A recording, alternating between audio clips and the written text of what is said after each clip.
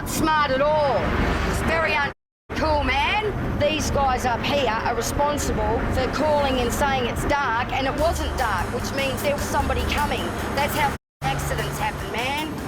You never know what can happen out here doing what we do. For 9 months of the year, husband and wife truckers Danielle and Anthony Haig live on board their rig in one of the loneliest places on Earth. No communications with the outside world, really. We're living in our own bubble here.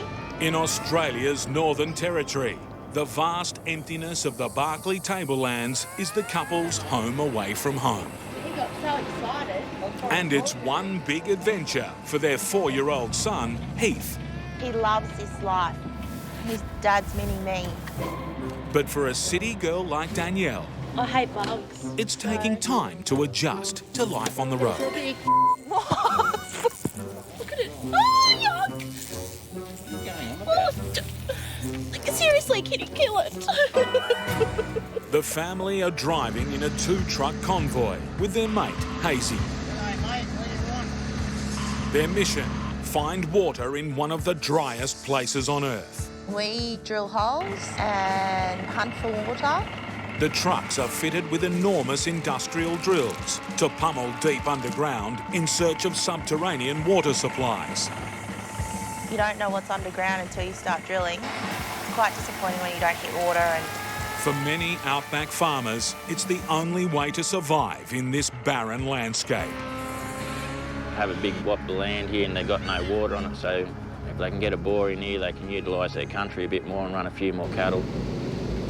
But getting there is a challenge. Hopefully we don't do any damage. Ahead lie dirt tracks littered with jagged rocks. Yeah, another flat tyre. Hopefully we don't get too many more. And hundreds of kilometres of dust-choked, unsealed roads. getting to the actual holes on this station are a nightmare. Day 1, and the water drillers hit problems before they even hit the road. Picked up a bloody manifold and exhaust in town there yesterday, but the exhaust is there, but the manifold's not there. It's crucial they get on the road quickly. Anthony hits the phone, trying to track down the missing manifold. No, it's not in the box, just the exhaust is in the box. Without it, the camp generator is useless. So he's just going to go and have a look out the back and see what's in there. And yeah, I suppose someone's going to have to go to town and pick it up. So there's another extra 400 Ks. No worries, thanks mate. Cheers. With Bye. time pressing, Anthony pulls the pin. The family will risk the journey without the spare part.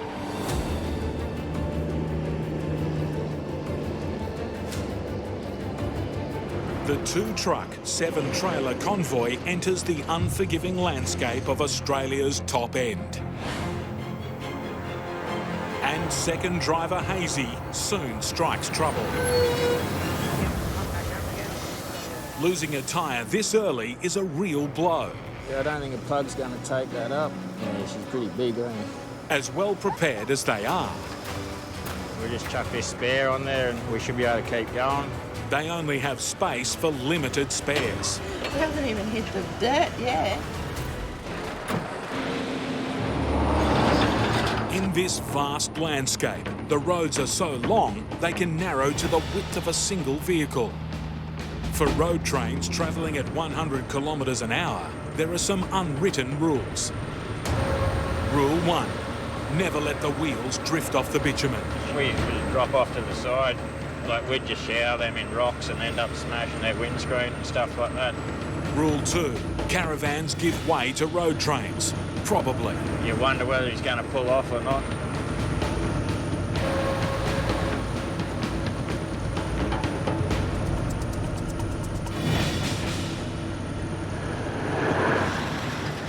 Rule 3, never play chicken with a ton of bad-tempered beef. Yeah, this old girl, she's just going to plod along here as slow as she can across the road. She's not in there in a hurry.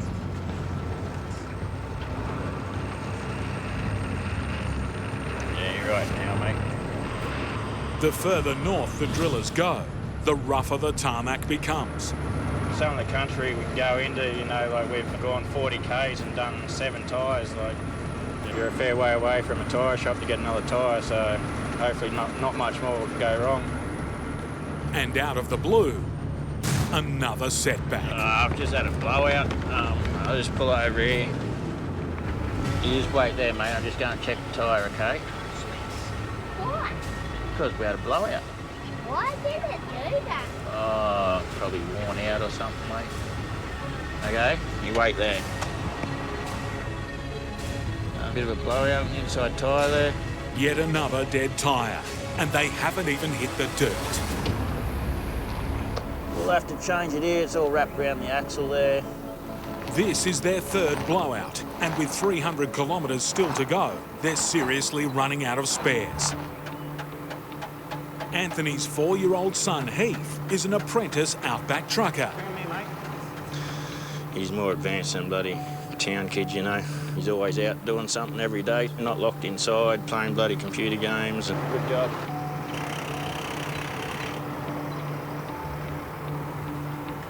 Another flat tyre. Hopefully we don't get too many more. Oh, I hope we don't. Why?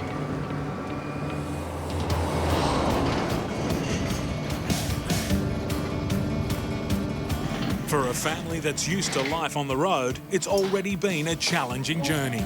Oh, my legs sitting down, driving.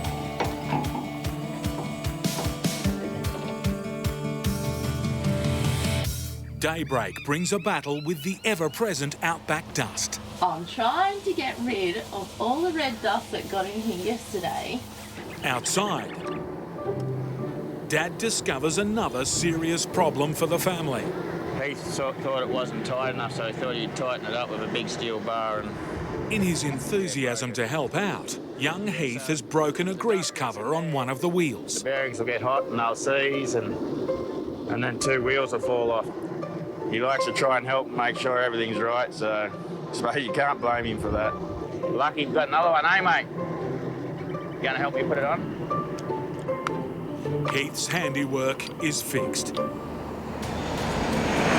The convoy is back on track. The Calvert Road signals the start of 210 kilometres of rough as gas dirt track. Rookie trucker Danielle is driving one of the trucks. In the hot seat now, yes. Anthony is ahead in the ute, spotting trouble. Oh, righto, yep. Anthony just worries all the time, and he reckons I go too fast. Hidden on the track are deep potholes filled with a superfine dust called bulldust. Yeah, Danielle, you got a few bulldust patches here. How to get so you take it steady through. Yeah, righto, boss. Hard to spot and treacherous at speed, bulldust can choke the truck and blind the driver. Now we've got to go through a big bulldust patch. Oh well, can only wing it. The bulldust patches on Calvert Road are massive. Whoa. Danielle is in danger of rolling the truck. It's freaking me out. She has no option but to keep going, driving blind.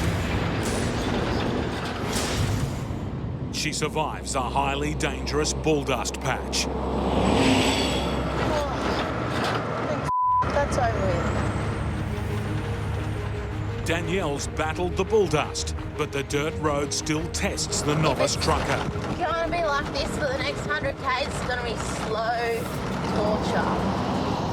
A massive hill crest brings a sharp descent that spells trouble. She's pretty steep. She's really steep. A sharp drop. Sakes.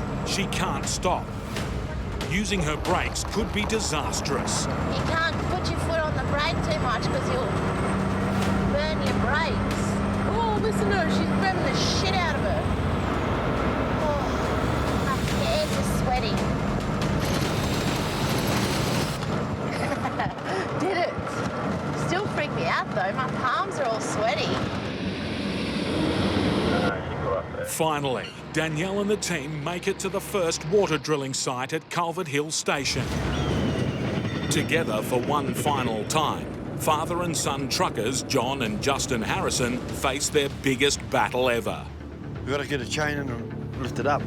A journey that strikes fear into the heart of even the most experienced truckers. When you come out here, you get it wrong, you know you're playing for keeps. With retirement on the horizon, John's sharing one last heavy haul trip with his son. Dad's getting to the end of his tether now. It's just good to get one more in with him. This is probably the last big long trip I'll be doing. I just like being with him. Any job, it doesn't matter what it is. Now, what would you like with your breakfast? Would you like a shovel full of dirt or some grease? Hopefully, everything goes to plan. It's a journey that will either end John's career on a high or see him defeated by one of the country's most unforgiving roads. It's just like driving into the unknown. The Birdsville track is 500 kilometres of relentless dirt roads, stretching over 3 sun-scorched deserts. The only concern we've got is if we get up the track and we get stuck there, you know, we don't want to be stuck out there if we can help it. John and Justin face some of the harshest conditions in Australia, carrying an axle-busting heavy load. A giant grain harvester, weighing over 30 tonnes. It's a load that's sort of oversized in all dimensions, and we had to pull it apart to get it sort of into a transportable size. With thousands of kilometres of isolated roads between here and Mackay. Have you done the back one? Yeah, it's full. Justin loads enough fuel to fill 30 cars. 1,500 litres, about 2,300 bucks worth, I think.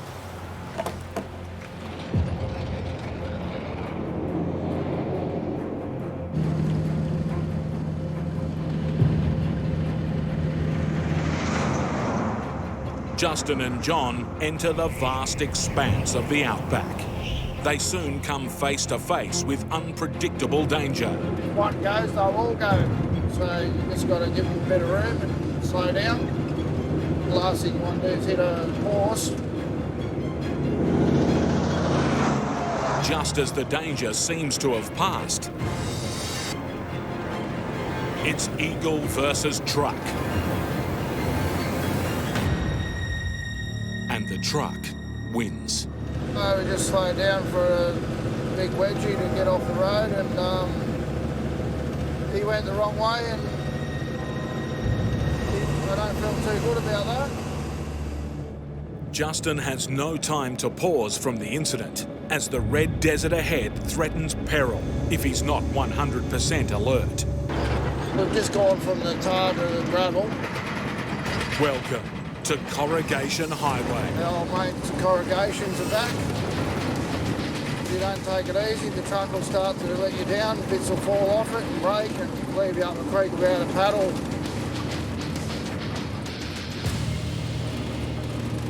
The desert's never short of surprises. Yeah, this bit of road is got a bit of water laying on it.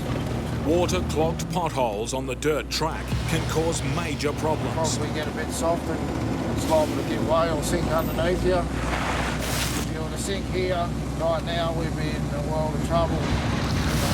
There's no help out here, so you just hope for the best. We're going to pull up soon, see if we can chase down the feed.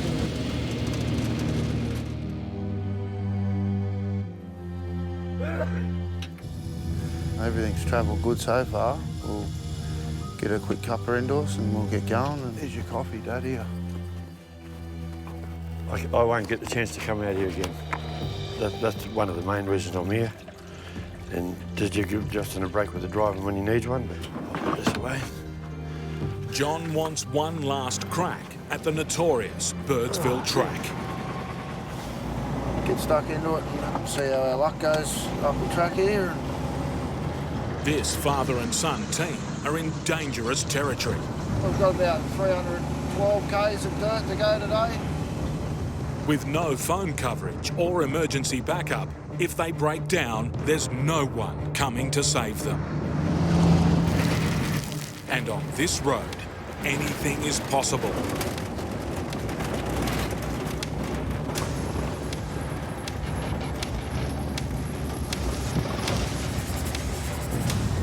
No, we're just pulling up. I just noticed something's not right.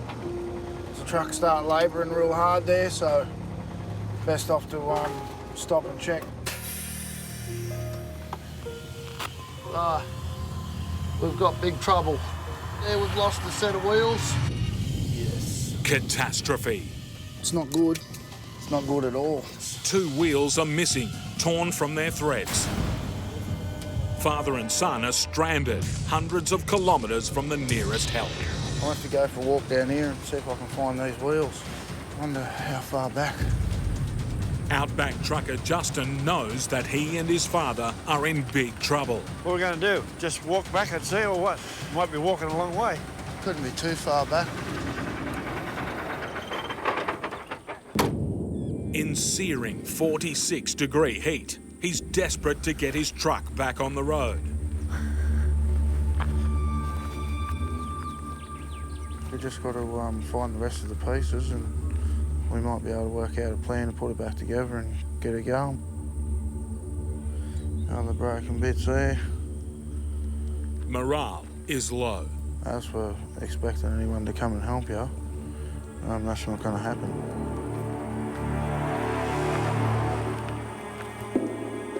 Put about an 8-inch slice in the sidewall of a brand new tyre, so she's stuffed.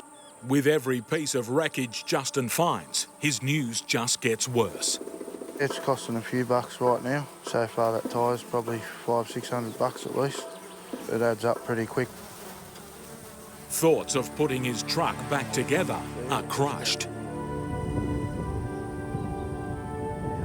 You want a hand there, young fella? Give me a hand to get up. Hold on. Whoa. For Justin and his dad, the only option is to chain the damaged axle and attempt to crawl their heavy vehicle to Birdsville. It's not going to be easy. Justin needs to access the damage to the undercarriage. We've done an airbag. A suspension system airbag has been damaged and it has to be removed. Justin has to deflate all the airbags from underneath the truck, but with such a heavy load, it's a dangerous operation. Make sure you don't get jammed under there. It's all good. You'll be going on a lettuce diet, boy. The airbags are deflating. You going to be able to squeeze out of that front axle or not? The loaded 40-ton truck begins to drop. Trying to get out of under here somehow and find something. Might be able to get out this way. I'm too fat to get out. Hold on. That's not good. Get something under that, please, Dad. Hey? Get something under that, please, because I'm out of space here. If the trailer drops any further, it could crush Justin under its enormous weight. Rocks or something. Under that airbag? Yeah, under the airbag, under whatever, because I can't fit anywhere else. Well, you need to think of something. What about if I get Stick them under rubber there. pads and put under that? Well, is there enough of them or what? I don't know. We'll go have a look. Judd. Yeah, just pass them under instead of throwing them because you're just covering my eyes in I shit. can't bend down here, mate. All right for you. You want the easy job laying on your back. Yeah, I got the easy job. I just want to hurry up and get it done. The pressure is on. Tempers are fraying. That went up then. Yeah, I know, because I'm so strong. Off. Get as much as I can under it, Dad. Can you reach it or do you want me to try and get it? No, I've got it. I just want you to sit still and stop kicking dust in my eyes. Shut up. Pain in the arse doing it, mate. Yeah. Yeah, well, I'll move your bar out the way again. Put that under there. You might have to kick the truck in the guts, Dad. Go and start the truck. All right. Won't pump up without air. Oh, jeez. I'll go and start it up. Until it pumps up, I'm stuck under here. The engine pumps air to the airbag. It's a matter of getting them up so I can get out and start chaining everything up. The trailer should be rising. I don't know why it's taking so long to pump up. But it's not. There's another problem here. Why, what's the matter? On the inside of that back wheel, there's something hanging down. Hose? Yeah, got a bit of a bloody problem now. If they can't get enough air pressure to inflate the airbags, Justin could be trapped for days. It's gone from bad to worse. This piece here is supposed to be in the back of the brake booster, but she's snapped off there. So they're leaking all the air out we need to get these airbags up. Justin has to find a way to repair the hose, but he's unable to move. And blinded by an angry desert wind. Well, a bit of dust here. Got an eye full of shit here. It's a beautiful day to be doing this out here, which makes it a bit hard to see what you're doing. So you grab me a cable tie, will you, Dad, or some tape? Where's the cable ties? Beyond where the toolbox is there somewhere. I'll kink this hose. Justin tries to stop the leaking air by closing off the 2 damaged hoses. A 10-cent cable tie may help me get the air sorted. I'll go and start it up. This is Justin's final roll of the dice. It has to work.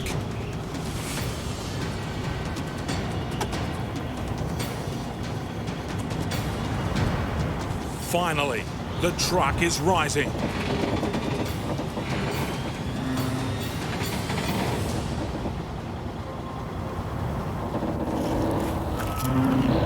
Oh dear. The great escape. After more than an hour trapped beneath the truck, Justin is finally free. With no time to recover, Justin and his dad have to chain the damaged axle. It's a makeshift solution for a slow crawl to safety. We need a bit of good luck to get into town to get this repaired. There's no other way to make Birdsville, 200 kilometres away. It's getting a bit hot out there. I believe it's every bit of 41 today. 41 plus. Yeah, I reckon you might be right. I know I'm right. All right, well, we'll see how we're going to go.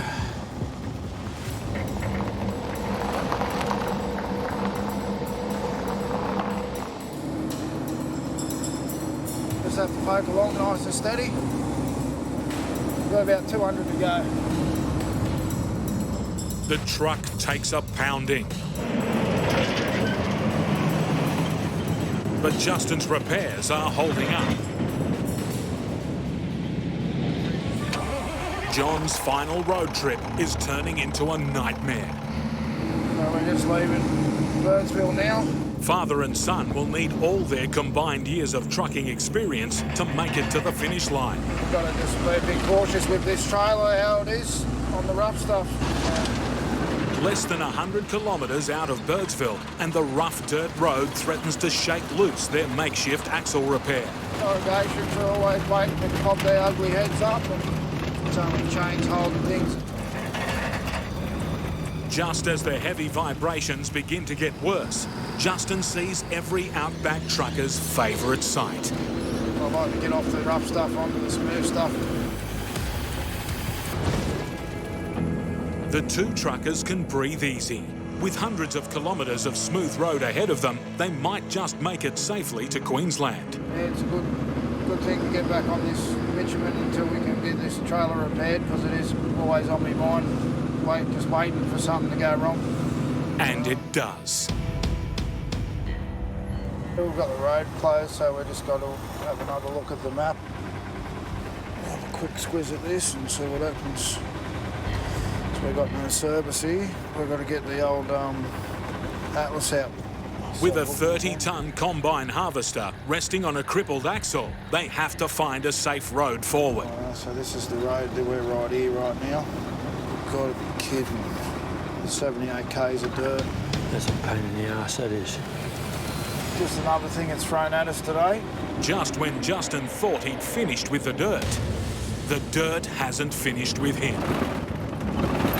The chains take a fair bit of the stress, but it puts twice the amount of work on the tyres that are still touching the road on that axle.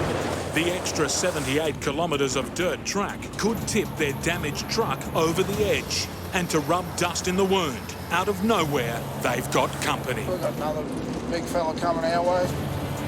we're going to be eating his dust. We won't be able to see nothing, drive blind.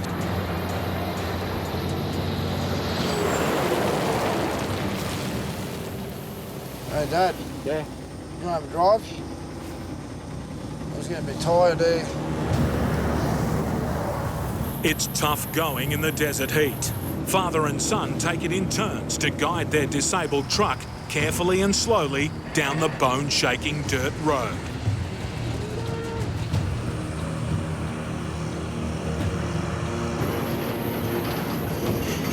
We've got no air conditioning, so it's sort of a bit hot out here at the moment. I reckon today we'll be getting up into the 40s again. Eye on them, keep our eye on the tyre temperatures. Because if they get too hot, they get too much pressure in them, and then all of a sudden they start to blow. So that's our main worry going along here. Just want to check everything over, Dad. The desert temperature rises. Even the local kangaroos are taking shade. Yeah, they've come up 20 degrees since we last checked them. Yeah, these tyres and everything are starting to get real hot. Their trailer is crippled. Their tyres are red hot.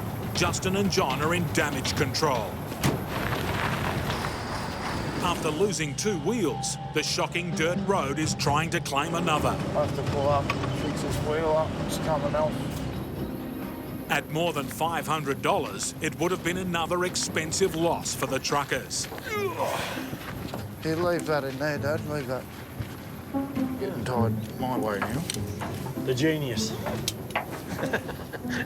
That's the valve in there. Not going to go near the valve, though. Righto. In all of John's 40 years of trucking experience, nothing has prepared him for the struggles of his epic final road trip. Like coming up the track and losing the wheels and all that sort of stuff. That's probably the hardest ride I've done. After surviving 78 kilometres of dust-choked dirt track, Justin and John finally make it back to the bitumen. We haven't been able to get any repairs done yet, so we're still running on sort of 2.5 axles. And just to top it all off, I don't think we're going to get anything repaired until we get to Mackay. There's no time to rest. With temperatures rising fast, they have to get straight back on the road. I think it's going to be another scorcher today. It's predicted to be up in the 41, 42 degrees. Get a rough count of how far we've got to get done today. Saying 988 k's today. Feels like it's 40 already here. The father and son team have already been tested to their limits, but the next leg of their journey threatens to be the most dangerous of all. Fire warnings everywhere on pretty much the second half of the route we're going on today, so hopefully there's no roads blocked off or we don't get cut off by them. The extreme heatwave conditions have sparked bushfires across coastal regions of northern Queensland.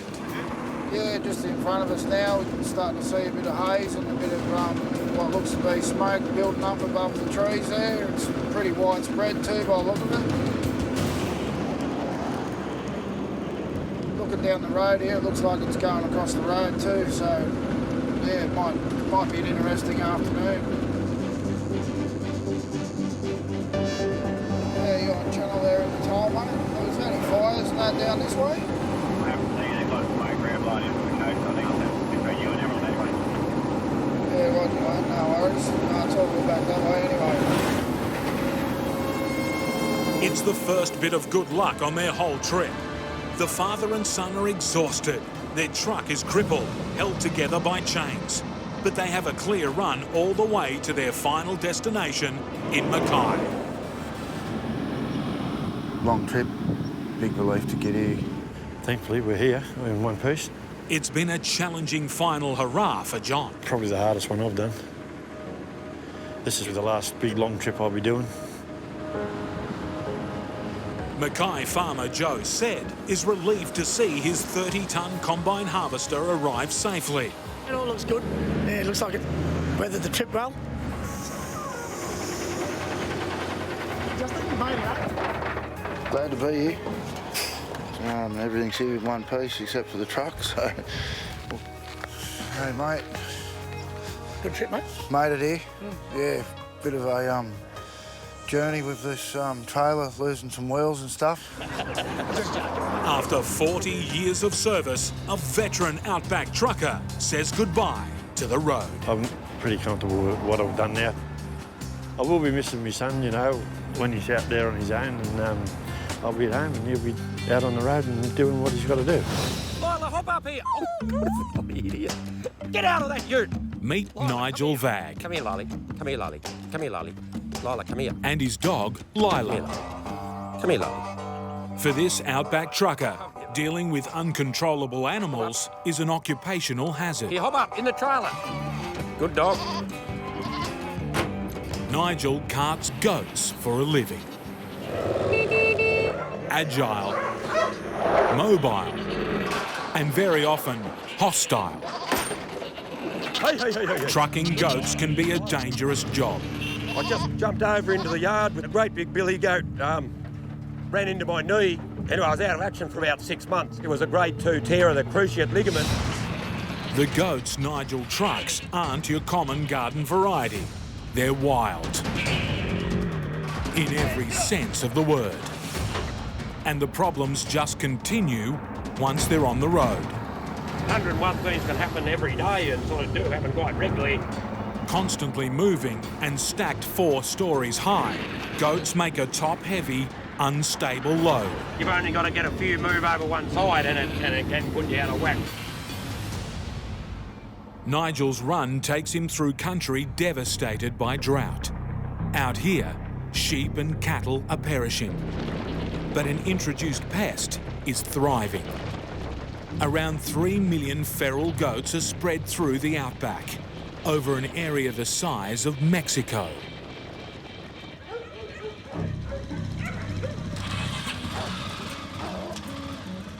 Nigel's employer, Rob Newton, or even go up through the gate here and then cut across. Removes thousands of goats from his property every year. It stops his station from being overrun. We're going to go muster a few goats, ready to truck out. And with a truckload worth about $50,000, it's crucial income in times of drought. We had a family farm that when times were tough, you had nothing. It was do or die. And then there was goats. Today, Rob's looking to fill Nigel's truck with over 900 goats. We'll go up one side of the paddock we're mustering and we'll work them all into one direction. Once we start getting them into a bit tighter mob, we'll put it back through the gates towards home. Game on.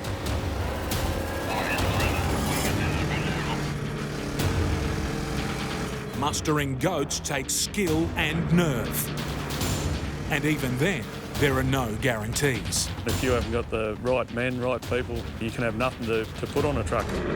Goats are intelligent, quick-moving, and will exploit their surroundings to avoid capture.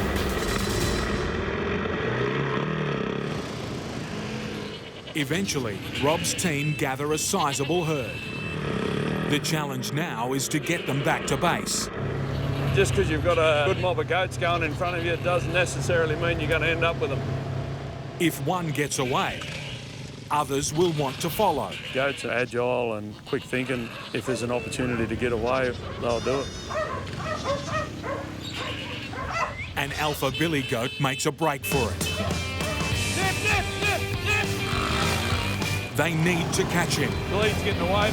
Before he splits up the herd. An entire day's work is escaping. If they lose the herd, they'll have nothing to truck and no income for the station.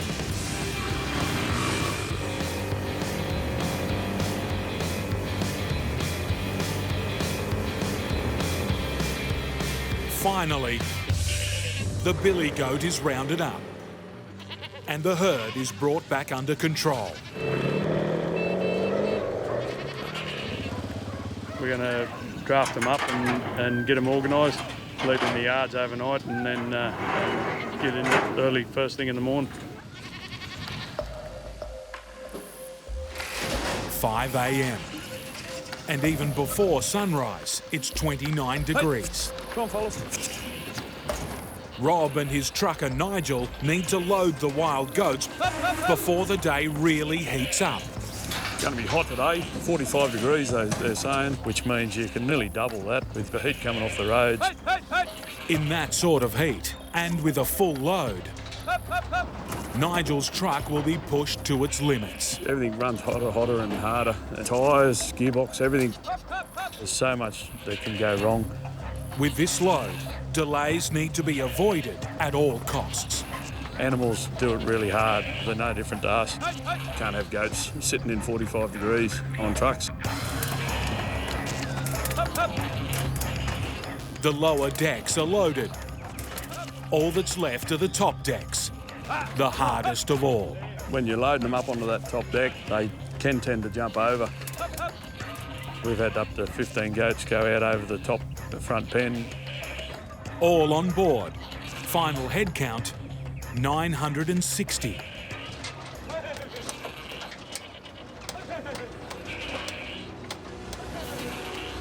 But suddenly, something spooks the goats. Hey!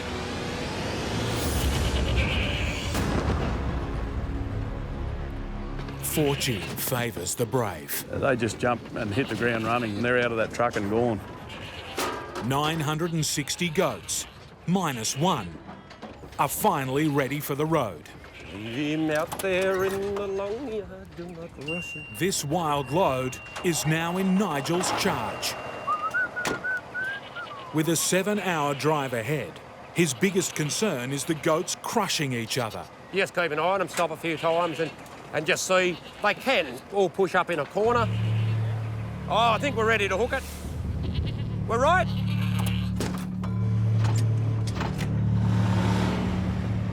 Sunrise, and it's not long before temperatures start to rise. And what is it now, about 7:30 or thereabouts, 7:15, and it's 32 degrees, I reckon, on the wireless. And they've been forecasting for several days, 45. Ahead, a 500-kilometre haul through some of the harshest country in the land. 101 things can happen every day and sort of do happen. To make it through, Nigel will need to be on high alert. I'm looking ahead, I'm looking in my mirrors, I'm looking to the left, I'm looking to my right. In the heat, it's just harder on gear. Everything's running hotter, your tyres are running hotter, your bearings are running hotter. Any vehicle can break down, no matter how flash it is and how much you paid for it. But in these temperatures, he can't afford any breakdowns. Without airflow through his trailers, the goats risk quickly overheating. You just can't leave livestock out in the hot sun for hours on end. And there's always a couple that, aren't walking off. It doesn't reflect well on mood. As the mercury creeps up, Nigel wants to check on his passengers. It's no good just stopping on the side of the road and just walking round when you've got to get up the side, because I can't see if an animal's sitting down that it's not getting squashed by the other stop. It's not a simple procedure with a 4-storey load. Up the top, the goats are travelling well. But down below... It's just, like see here, there's... the last thing he wanted to find. Like see here, there's one sitting down that's getting squashed. He needs to get it on its feet, fast. With 120 other animals lurching around in the same pen, it could easily get crushed.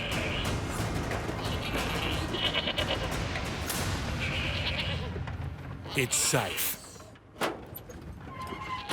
Nigel can start pushing on again. He needs to deliver his goats by close of business today. That's 4 hours away, and Nigel's still got 350 k's to drive. Every time you stop, it's just adding more time. It doesn't take much to blow your time frame out. Miss his deadline, and Nigel risks losing future contracts. Now he's crossing into a different state. You really notice a difference when you cross the border here. And a very different state of road. Pretty potholy here. You don't have much space here. It's hard to pass through trucks. At least one's got to drop some wheels down. Bad roads. And now slow-moving traffic. A caravan sitting on 70 k's per hour. To make his delivery, Nigel can't afford to sit on this speed. His only option, is to overtake. But you've really got to watch some of these bits of road where you just drop off to a sheer drop.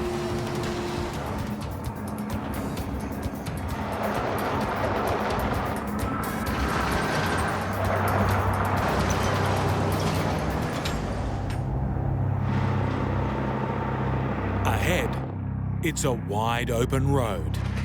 Nigel's got 100 k's to go and an hour and a half to do it in. All going well, we might be up at Charleville at 2 o'clock. Outside, the temperature's rising. If Nigel pushes too hard, he's asking for trouble. Only a mug would be driving any truck sitting on 100 k's an hour on a day like this. Look after your tyres, try and look after your trailer, try and look after your motor. Coolant temperature, just keep an eye on him, axle temperatures, gearbox temperatures, drive to the climatic conditions.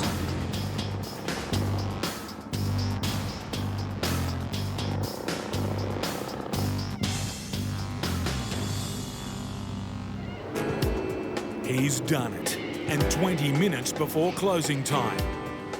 All of his passengers have made it through. They travelled well.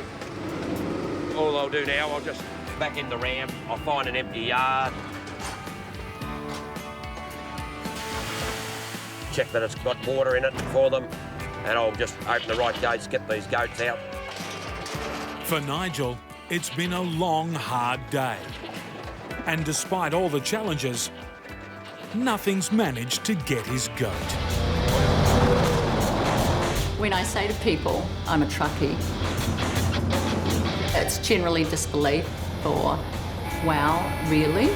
How big are these trucks? Deb Drew has got herself a new career. In her previous life, she was a model. I did catwalk, television commercials. A mother.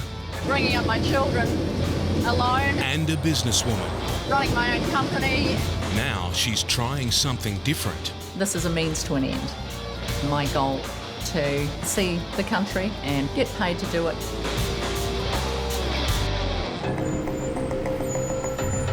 She and driving partner Damo are about to set off on a trip to the dead centre of Australia, Melbourne to Alice Springs, when they get a late change to their destination. Now we've just had a phone call saying, no, we're not going to Alice Springs, we're going to Darwin now. The truck they've been given isn't what they were expecting either. It's a manual, and Deb's used to an automatic, and it's not running well. And the truck sounds terrible. And there's another problem. There's no bull bar on it, and it's a road that's notorious for cattle wandering day and night. It's not a good start, and they'll still be expected to make Darwin on time. Oh, good. Change it, don't rearrange it. Oh, sorry about that. Deb and Damo have had another setback. We're told that the trailers are going to be ready at 6 o'clock. It's half past 11 now. And Deb's having more trouble with the gears. Yeah. No. Yeah. That's first. First. Yeah, second. No. Second. Yeah. Third. Yeah. Fourth. Yeah, start off in second. Yeah. Finally, we're leaving. In the meantime, I jumped in the bunk and had a bit of a sleep, so...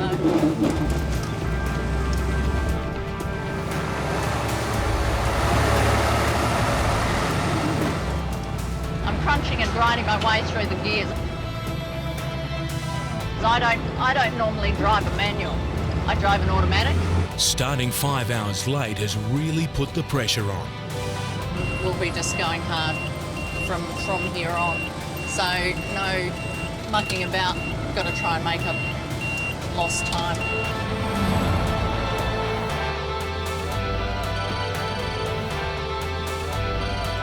On the outskirts of Melbourne, the boss calls. You're not going to answer it. He's been monitoring their progress by the satellite tracking system. Hey, I know why he's ringing. Why? Oh, he's looking at the sat track. He's probably wondering why we're going this way. And wants to know why they've chosen the route they're on. We're going this way because we're going this way. And I'm the one driving, not him. That's why we're going this way.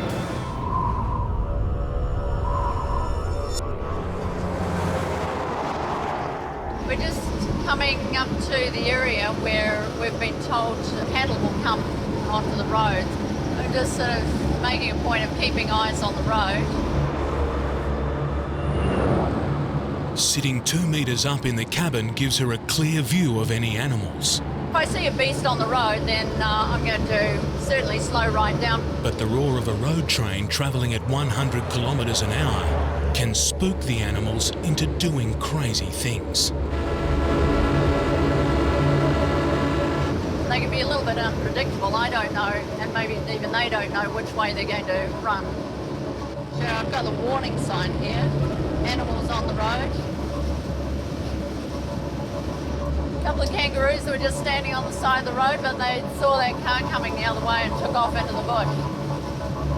This time of day, just on dusk, is the worst time for wildlife. Out of all the hundreds of thousands of acres they could be jumping around on, why they want to be on a road. Despite being spartan and unfenced, this is still grazing country for cattle and sheep. Haven't seen any cows yet though. Hitting a cow without a bull bar, I really don't want to do that. It would end up taking out a headlight or two, maybe pushing the bumper against a front wheel. No cattle, but plenty of sheep not far from the tarmac.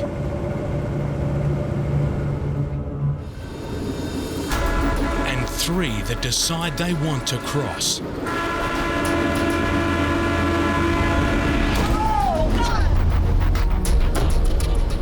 Shit, I hope. Vehicle behind me. Oh, dodged it, that's all right. That was a herd of sheep. I got one. Straight under. Whoops. The vehicle behind had to dodge. Probably as it came flying out the back through the trailers, I'd say. Hitting a sheep or a kangaroo in a truck this size, the impact's actually really pretty insignificant. You hear a thump, and that's about it. There's no big bang, there's no bouncing about, nothing like that. You just go straight over the top of it.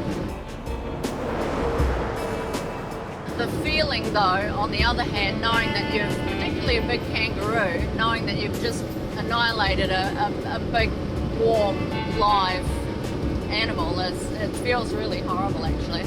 And the first time I had one, I felt really quite dreadful for a few hours afterwards. I don't know, it's a sheep, it's gone, it's done. I don't know, it kind of should have looked right, looked left and looked right again, I suppose. Despite the high-speed collision, the truck's been running fine. But without a bull bar, Deb wants to double-check there's no damage.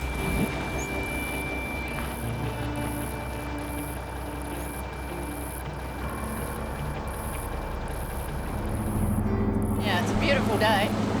Fantastic day. Put it on cruise control and just enjoy the ride. On the desert highway en route to Alice Springs, Deb and Damo are still hoping they can alter their schedule. The scenery's pretty specky, isn't it? Yeah.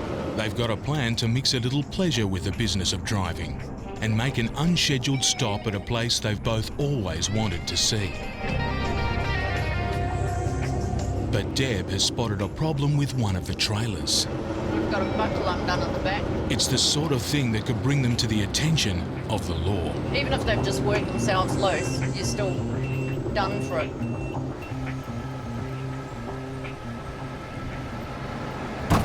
They just kind of work themselves loose sometimes, and we actually get fined for that. If it's for every buckle that's undone, it's worth about $125 in fines. Even if they work themselves undone and that's just happened, too bad. Here's your ticket. That's it. On our way. But while Deb's been tightening the straps, a passing transport patrol has spotted her. I'm fine, I'm not broken down or anything. I just stopped to do stuff. Yeah, no, I'm good. See you. Put your bloody clipboards away, for fuck's sake. They stopped and bloody thought that there was something up. Oh no, here he comes. Oh, they're traffic inspectors, they've stopped. Because I'm stopped. Hello. Good. Yeah, no, we're good. Yeah, no, I just pulled over to, Oh, what a good idea. He's going to check some things while we're here. Yeah, good. Fabulous.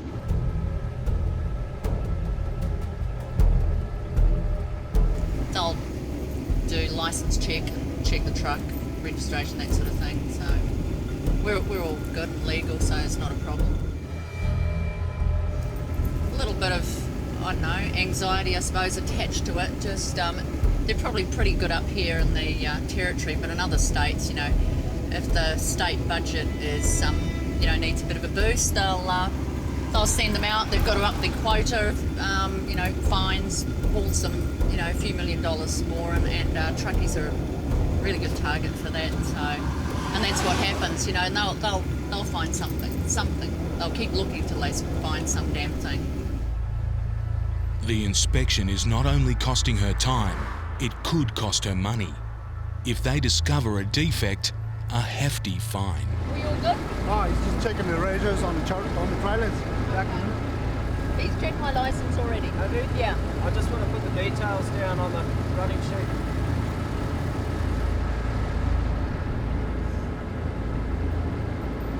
Thank you. So they check my license, and they're checking the registration. The registration is up to date on the truck and trailer.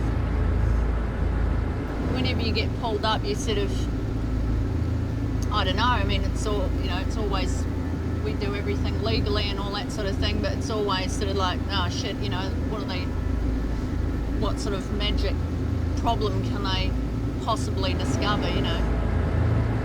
But these guys seem to be all right with what's going on, so it's fine, not a problem. Bye, bye-bye, lovely, see you, bye. After some tense moments, Deb and her truck finally get the all clear, but the stop has cost them time. Another delay, and their plans of a sightseeing side trip will have to be scuttled. Deb and Damo have made it to Alice Springs. They have to pick up a cargo of red sand, but if it doesn't get loaded straight away, their plans to go sightseeing may have to be scrapped. In places like this, you can't actually go in and make a fuss and, you know, get people to hurry up. They do things in their, you know, their own sweet time. We're waiting for a forky to come out from somewhere. It must be Smoko or something. I haven't a clue, I don't know. Nope. I really wish that they'd hurry up. Waiting to get loaded is one of a trucker's biggest frustrations. This is kind of part of the job, just sitting and waiting.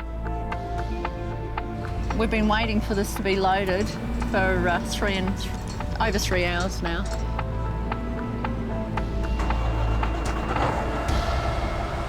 When they finally get rolling again, they've lost 4 hours. But Deb's determined. She's not coming all this way without adding something to her photo album.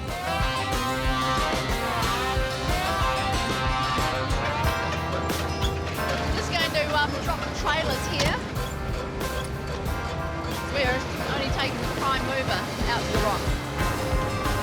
Ayers Rock is a 600-kilometre round trip. It'll take them the best part of a day to get there and back to the trailers. Deadlines and deliveries can wait. No one's going to stop Deb making this destination. And we're on our way now, finally. You think they would have put closer to Alice Springs? But when it comes into view, the drive has been worth every minute. Holy cow. Wow, that is amazing. Look at that. What? I can't believe I'm really here. In Perth, interstate truck driver Mark Belitho is getting his rig ready for another 7,000-kilometre cross-continent trip to Melbourne and back. Somebody else has touched all this, and I cannot leave it like it is. It's got to be done. I treat this truck like it's my own. I have become fastidious, pedantic, whatever the word is, very particular about any dust. And I've got a duster and dust cloths and hand wipes, and I'll clean while I'm driving along. My brand new flash hockey straps with the plastic protectors around the door hinges. I have to have my road train sign as straight as possible. Taking Roy to the loo before we go. So we're all organised, buddy, hey. Riding alongside on the trip will be Mark's driving partner, Claire, and little Roy, who never misses a trip. By nightfall, they're well out of Perth, and after a driver swap, it's Claire who'll be in charge for the next 4 hours.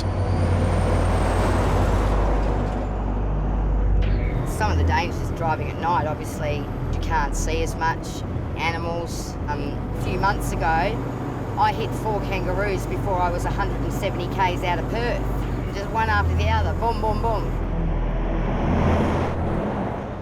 36.5 metres of truck to try and keep your eye on. That's a lot of truck. The road's skinny, trucks are coming towards us, and woo, hairy stuff. Claire and Mark's road train has run throughout the night. They'll soon be hitting the edge of the vast Nullarbor Plain, 1,000 kilometres of nothing. It's a good time for one last stop before the monotony of endless, long, flat straights.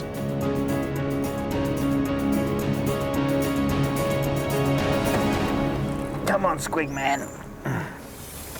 Little Squiggy, hey? You have a good snooze? Yeah? Oh, he's going to back one out.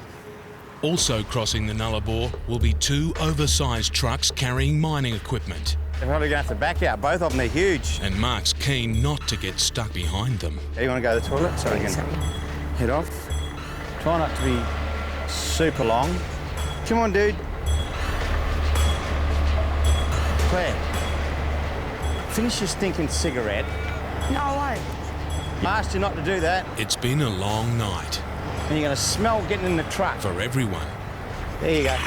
Oh, come on. You little... If he gets around there without scraping anything, he's done pretty good. That's some good driving there in the big red cab over. Yeah, bit of luck there, buddy. Bit of luck, I don't know, mate. I'd say it's skill because there's a little rock wall there and I was going to check to see if you had scrapes on your tyres or your paintwork on the right, but not a drop. Thank you, buddy. You just going east or west? Heading east, buddy. Not a drama, mate. Plenty of road out there to pass you anyway.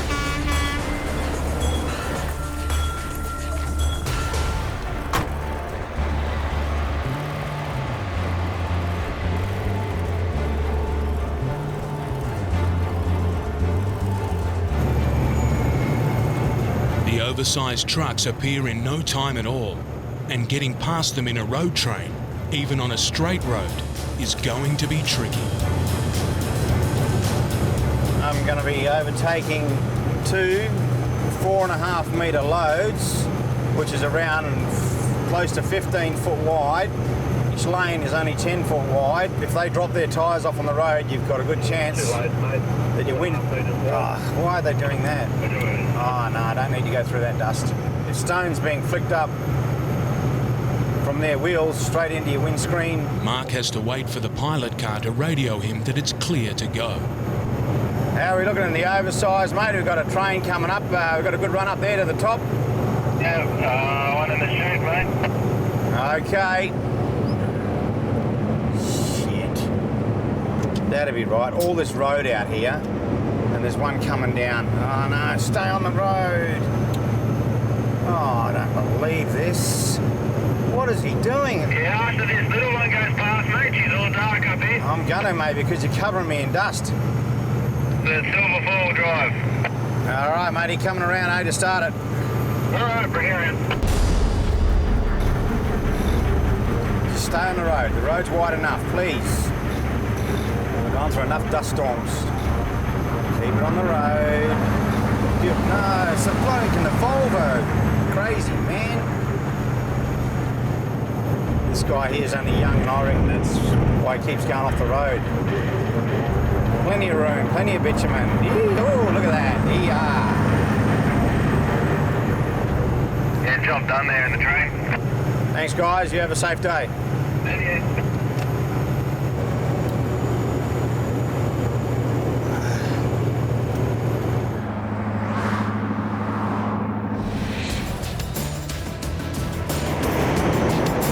After a stop to change drivers, Mark and Claire are on the edge of the Nullarbor Plain.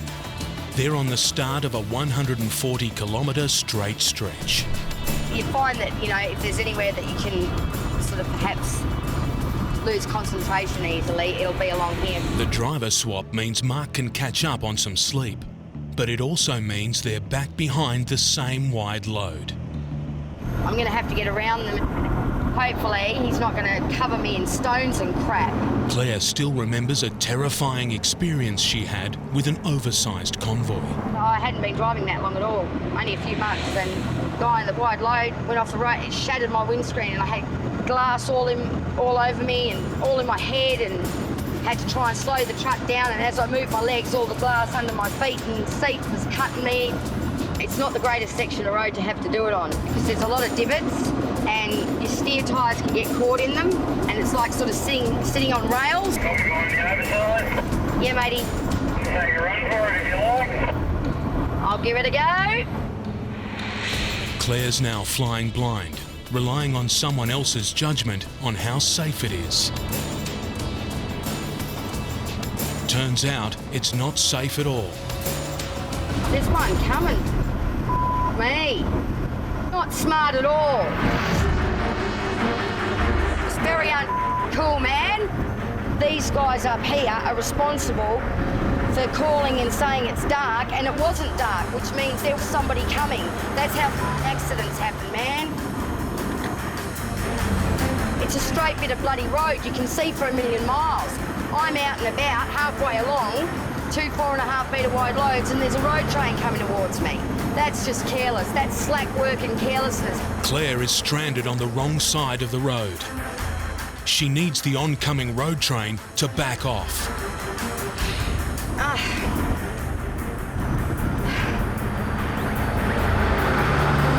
Job done. That was not smart. That was very uncool, man. Thanks in the Harrises. He was nice. Sometimes dudes won't back off. It's like, hang on a minute. You know, you're the one that's on the wrong side of the road overtaking. I'm doing my thing here on the right side of the road, so buggy ya. I'm going to keep the gas on, brother. Very angry with that. Not good. If I was in a position where I thought, ooh, I don't know what to do or whatever, you know, it's like, it makes you back off and then everybody's backing off and you're still in the same position, you're just going slower. And then you're trying to get 4 or 5 vehicles all to coordinate with each other and it all f***s up. Stupid. As I said, these guys do this for a living, they should know better than that. That's how f***ing accidents happen, man. But we didn't get showered in rocks. I didn't hit the oncoming road train. I didn't drop it in the dirt, so successful.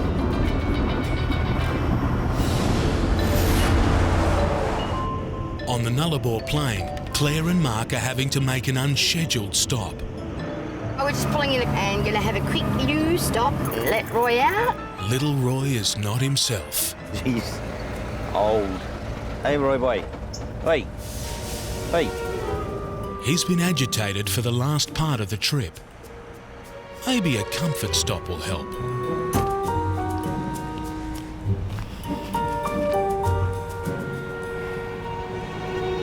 That's it. Back on the highway, they have 2 problems. Roy is still playing up. Come on. Stop that.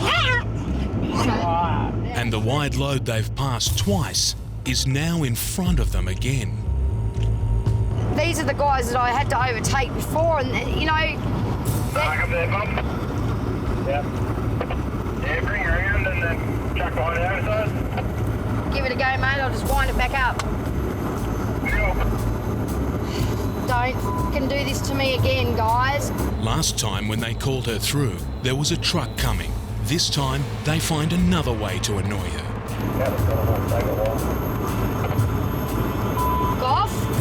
shit that shits me. And no need for that nonsense, you know? No, it's female, it might take a while. They just can't help themselves, bastards. I hate that sort of shit. And it's like they want me to say something. I never give them the satisfaction. Water off a duck's back now. Years ago though, it would, you know, upset me. At least I can keep mine on the road.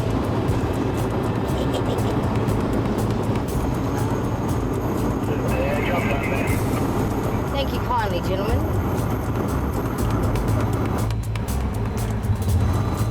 Thank you. I'm always incredibly polite. Got to play nice with others out here, and they were not playing nice.